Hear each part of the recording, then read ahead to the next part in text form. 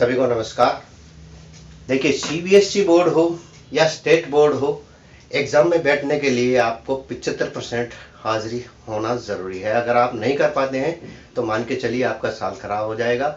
और एक साल खराब होने पर कितना लॉस होता है आर्थिक रूप से, ये अंदाज़ा है आपको? नहीं है तो सुन लीजिए। कम से कम 4 लाख से 6.5 लाख तक का आपका एक छात्र का नुकसान होता है साल खराब होने पे। कैसे नुकसान होगा, वीडियो के एंड में मैं ये बताऊंगा। इसके अलावा और क्या नुकसान होने वाले हैं आप पे, उनको मैं एक एक करके जिक्र करना चाहूंगा। ध्यान से देखिए।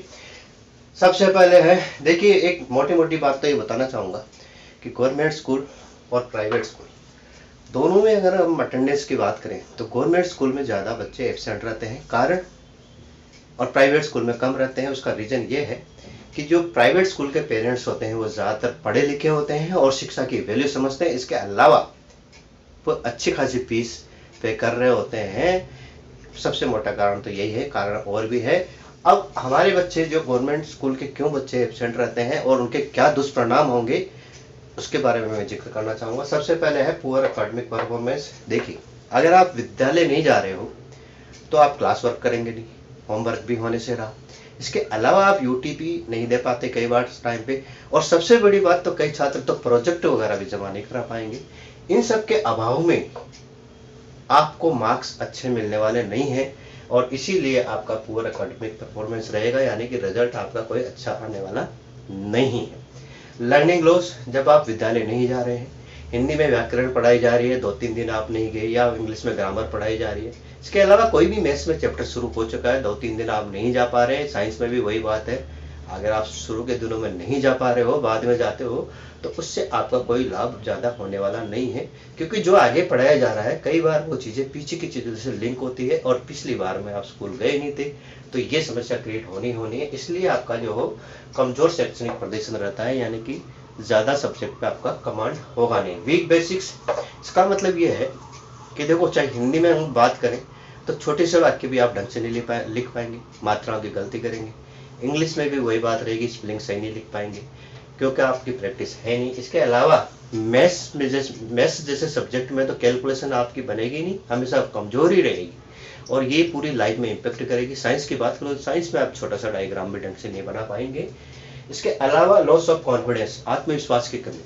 होगा क्या कि जब आप कई दिनों बाद स्कूल आते हैं, छोटे छोटे प्रश्न भी अगर टीचर पूछता है तो आप ढंग से जवाब नहीं दे पाएंगे, और जो आपके समकक्ष साथी थे वो ठीक से जवाब दे पाएंगे, क्योंकि वो रोज स्कूल आ रहे हैं, आप नहीं आ रहे हैं, आपको पता ही नहीं है।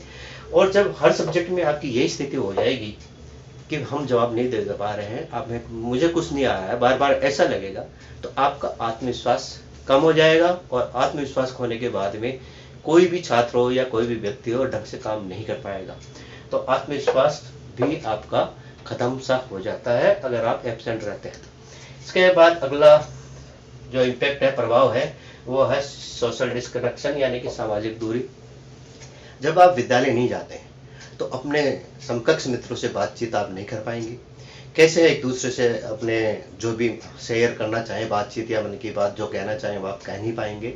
इसके अलावा लोगों से कैसे व्यवहार करते हैं ये आप नहीं सीख पाएंगे। टीचर से कैसे बर्ताव करना है या स्टूडेंट से कैसे बातचीत करनी है, अपने साथियों से आगे आप कैसे व्यवहार करेंगे, कैसे अपने कार्य को आगे बढ़ाएंगे, ये आप नहीं कर पाएंगे, क्योंकि आपको अकेला रहने की आदत पड़ सकती है। तो ये एक बहुत बड़ा खतरा है कि यानी कि सामाजिक रूप से आप जुड़ाव नहीं महसूस कर पाएंगे अन्य लोगों से। इसके अलावा बैड हैबिट्स, जब आप विद्यालय नहीं आते हैं तो में भी हो सकता है कि गलत आदतों का आप में विकास हो जाए, संगत गलत हो जाए, और कई बार तो असामाजिक तत्वों की संगत में भी चले जाते हैं और पूरी लाइफ बर्बाद भी हो सकती है। इसीलिए जो स्कूल है उसको कभी मिस नहीं करें, डेली जाते रहें। अब बात करते हैं फ्यूचर इम्पैक्ट, भविष्य में क्या प्रभाव पड़ेगा, तो मैं बताना चाहूँगा भाई। देखो, अगर आप रोज स्कूल नहीं जा रहे, इन सब प्रभाव के कारण आपकी सभी सब्जेक्ट्स में कमजोरी बनी रहेगी। तो कोई भी कंपटीशन आप फाइट करना चाहें, कोई भी एग्जाम हो वो आप करना चाहें तो वो आपके लिए मुश्किल हो जाएगा, एक तो क्योंकि आपके बेसिक स्कूल लाइफ में ढंग से बने नहीं है। इसके अलावा प्राइवेट जॉब भी करेंगे तो क्योंकि आप में डिसिप्लिन नहीं है, समय से आने जाने की आदत नहीं है, मेहनत करने की आदत नहीं है, प्राइवेट जॉब में भी आपको बाहर का रास्ता दिखा दिया जाएगा और खुद का आप कोई काम शुरू करना चाहेंगे वहाँ भी बहुत मुश्किलें आने वाली है, जब तक क्योंकि आपने स्टूडेंट लाइफ में नियमित रूप से समय पर डिसिप्लिन नहीं सीखा है, तो वो बहुत बड़ी प्रॉब्लम क्रिएट हो जाएगी। अब मैं बताना चाहूँगा कि कैसे हमारा जो है लॉस 4 से 6.5 लाख या उससे अधिक होगा। देखिए भाई, कोई भी बच्चा हो, नॉर्मल फैमिली का अगर बच्चा भी है, तो एक पेरेंट्स उस पे जो रोटी पानी कपड़ा मकान आदि पे जो खर्चा करता है ना, वो मिनिमम टू मिनिमम 50, और रोटी कपड़ा मोबाइल ये सब चीज़ें मिला के मिनिमम टू मिनिमम 50-60 हज़ार रुपये उसके साल के खर्च हो जाते हैं, जो आपको शायद दिखते नहीं है। तो याद रखिए, माँ बापों के पैसे पे गुलछरे उड़ाने का आपको कोई राइट नहीं है। मेहनत कीजिए। और अब इतना लॉस कैसे होगा? 50-60 हज़ार तो ये होगा। और ग्रेजुएशन करने के बाद में अगर आप जॉब पे लगते हैं, कम से कम 20,000 से 50,000 की अगर आपकी जॉब लगती है, तो साल के मान के चलिए कि मतलब 3-20 यानी कि 3-3.5 लाख से लेकर मोटा मोटा 6 लाख यानी कि, और 60,000 वो जोड़ते थे, बन जाता है हमारा 4 से 6 लाख 6.5 लाख या। और प्राइवेट स्कूल वालों का तो क्योंकि वो और भी ज़्यादा खर्चा होता है, तो उनका तो इससे भी ज़्यादा लॉस होगा। तो इतना लॉस तो मिनिमम 4 से 6 लाख लोग का लॉस तो मान के चलिए हमारी गवर्नमेंट स्कूल के बच्चों का हो जाता है, अगर आप एग्ज़ाम में नहीं बैठ पाते हैं या फेल हो जाते हैं। तो याद रखिए क्या करना है भैया, जागो छात्रों जागो, रोज स्कूल जाना है, शिक्षा हमको पाना है। जय हिंद।